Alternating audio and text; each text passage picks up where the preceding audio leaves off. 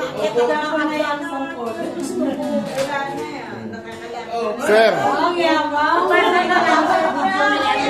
Sir, bakit ganyan ang paghawak mo ngayon? Nantukod after ng therapy? Ito na ako na yan sa phone. Gusto ko, wala na yan. Nakakalaki. Sir! Ang yaman! Sir, bakit ganyan ang paghawak mo ngayon? Nantukod after ng therapy? Kuminhawa na malaki improvement. Malaki improvement. Taga saan ka pa, sir? Tagig po, tagig. Tagig. Nasayang ba ang pagpunta mo? Sulit na sulit, sir. Eh mukhang ba't binibitbit mo na yung tungkod mo? Wala na. Binubuhat ko yan eh. Pinagano ko sa ay napakababa na ng Diyos. Pero binubuhat ko talaga dito para lang makareport ako.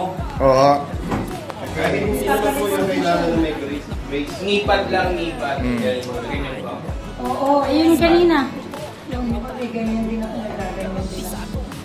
Habang nagpapagaling ka po, so kailangan mo ito. Ayun doon, sa ano. Ano po kayo, ma'am? Kayo po? Oh, kayo po yung kinakasama po. Nagugulat po kayo, no? Naiiyak na siya. Bakit ka naiiyak? Siyempre, lovers. Oh. Hindi, sakit ng dibdib niya eh. Nakabahan niya. Isipin mo, taga-Tagig. Ang location ng ating klinik ay nasa Dasma, no? Nakakatawa makita. Maayos po paglakad. Kanina mo talaga yung nakasabay ko siya dun sa kabilang clinic. Inda po talaga, sir. Kaya nung sabi ko, unahin na natin sila kasi sila na mauna para tapos na. Pero makita ko ngayon, sir. Makakapagtrabaho na ako. Normal na. Bumaba sila po, hindi may Ano yun, ma'am? Ano yun, ma'am? Sabihin mo. Ha? Ma'am, wala ako ibang sisisihin kapag hindi pa nakapully recover ang kanyang tuhod. Please, pagbigyan mo muna makarecover. Sir, pagbigyan nyo muna gumaling ang tuhod.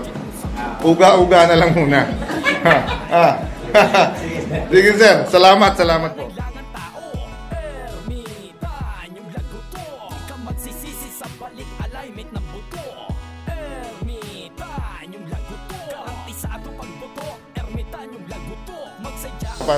Ermitan yung lagutok po. Sulit po yung pagpunta nyo rito. Okay. Hindi po kayo mababasket o magbibilo. Okay. Salamat!